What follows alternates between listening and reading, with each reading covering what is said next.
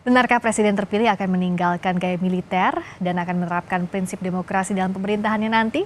Kita bahas bersama Dhanil Anzar Simanjuntak, juru bicara Prabowo Subianto, dan Usman Hamid, Direktur Eksekutif Amnesty International Indonesia. Selamat malam Bang Dhanil, Bang Usman. Selamat malam, Mbak Pak Priska, Friska. Bang. Selamat malam. Menarik saat kemarin Pak Prabowo dalam forum di Qatar menyatakan bahwa saat ditanya apakah akan menerapkan gaya kepemimpinan militer, Pak Prabowo bilang he would be himself. Nah, seperti apa menerjemahkan itu lebih detailnya, Bung Daniel? Kalau kata Pak Prabowo akan true to your principles, true to his principles. Nah, bagaimana menerjemahkan ini? Pertama, yang dimaksud Pak Prabowo genuine atau kalau saya sering menggunakan istilah otentik.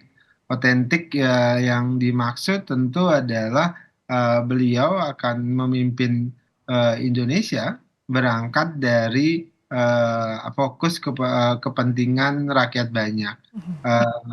Tujuan akhir dari proses demokrasi dan demokratisasi itu adalah kesejahteraan rakyat, kecerdasan rakyat semakin meningkat, kemudian keselamatan rakyat terjaga.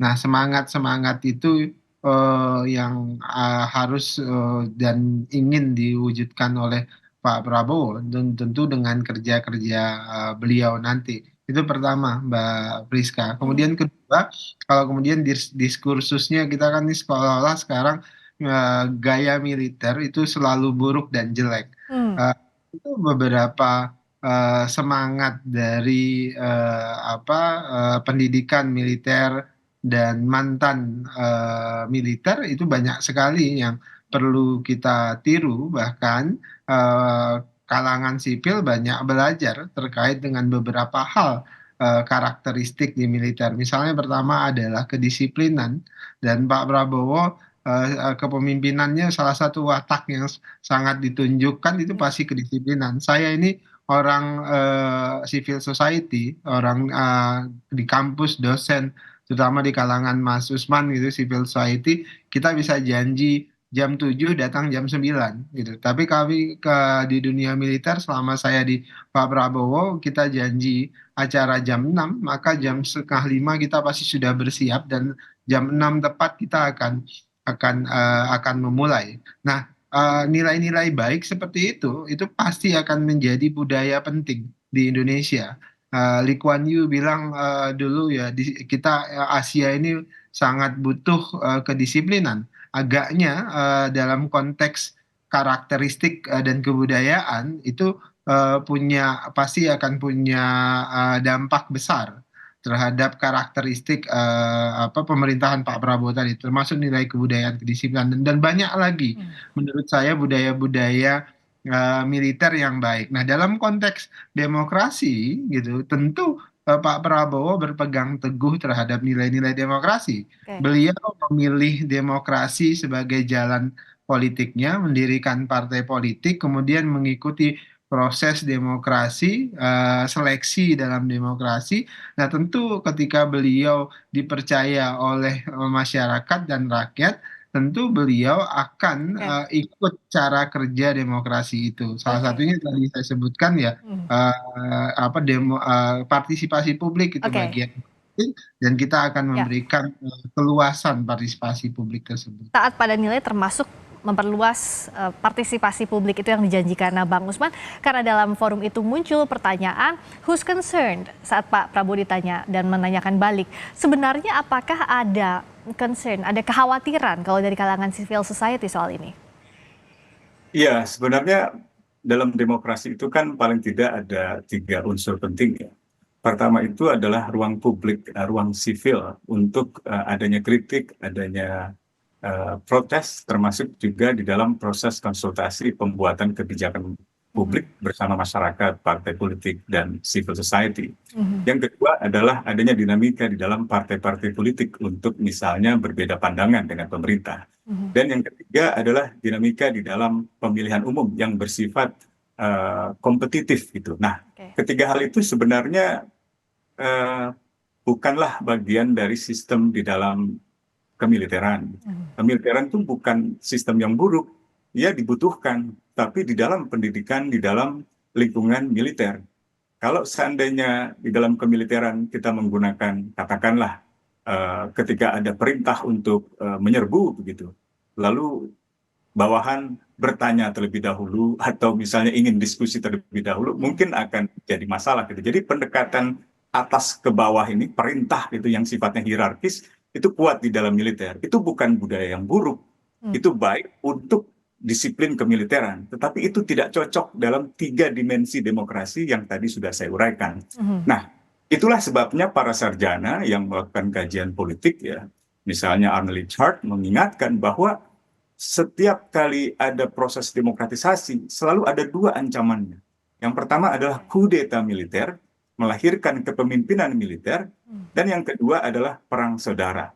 Tetapi belakangan Stephen Levitsky, Larry Diamond, itu banyak sekali pemikir-pemikir demokrasi yang menjelaskan bahwa ancaman terhadap demokrasi tidak lagi semata datang dari kepemimpinan militeristik yang dihasilkan dari kudeta militer. Masih ada ancaman itu, kita bisa lihat misalnya Jenderal Min Aung Hlaing di Myanmar yang mengambil alih kepemimpinan sipil Aung San Suu Kyi, atau Jenderal LCC yang mengambil alih kepemimpinan di Mesir misalnya gitu. Tetapi di luar urusan ancaman militer terhadap demokrasi sebenarnya adalah populisme.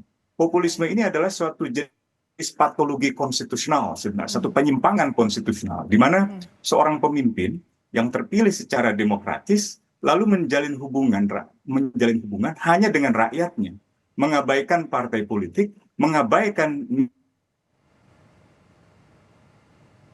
organisasi masyarakat sipil. Tetapi dengan banyak pengalaman pemimpin populis, misalnya Narendra Modi di India atau Viktor Orban di Hungaria gitu ya, itu mereka cukup mampu memang memerintah, tetapi di luar proses pemerintahan yang sifatnya konstitusional.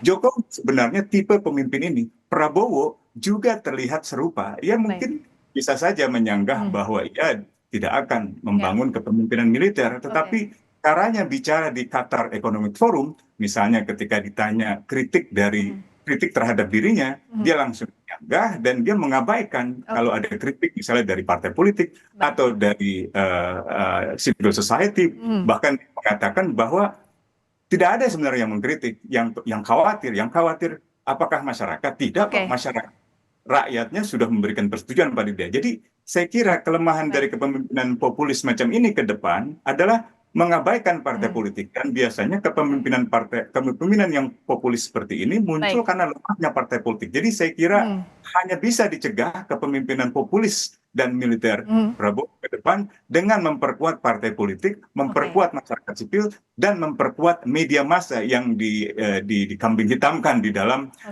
respon pernyataannya Prabowo di Qatar Economic Forum. Baik, to sum up, saya minta singkat-singkat saja masing-masing ke Bung Daniel dulu. Bagaimana untuk menepis kekhawatiran ini, Bung Daniel?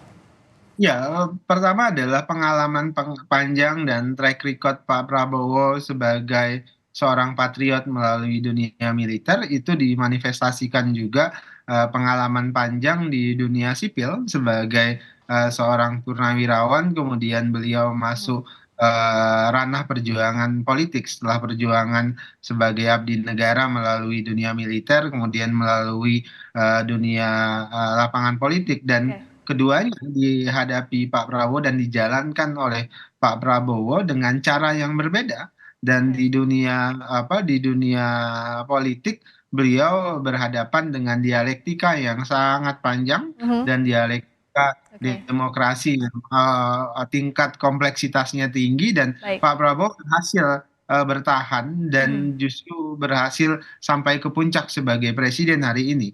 Dan semuanya tentu dengan semangat dan nilai demokratis yang memang itu menjadi semangat beliau ketika mendirikan partai politik dan berjuang melalui lapangan politik. Baik, terakhir singkat juga Bung Usman, apa saja catatannya untuk Pak Prabowo saat memimpin nanti?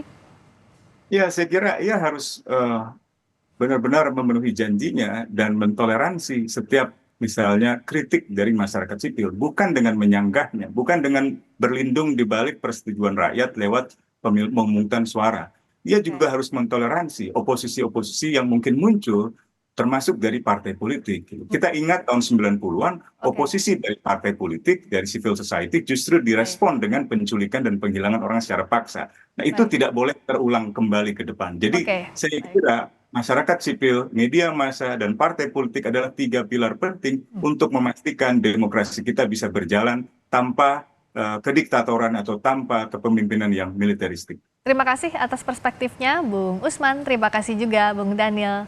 Kita berdiskusi lagi di lain waktu. Terima kasih, selamat malam. Terima kasih banyak.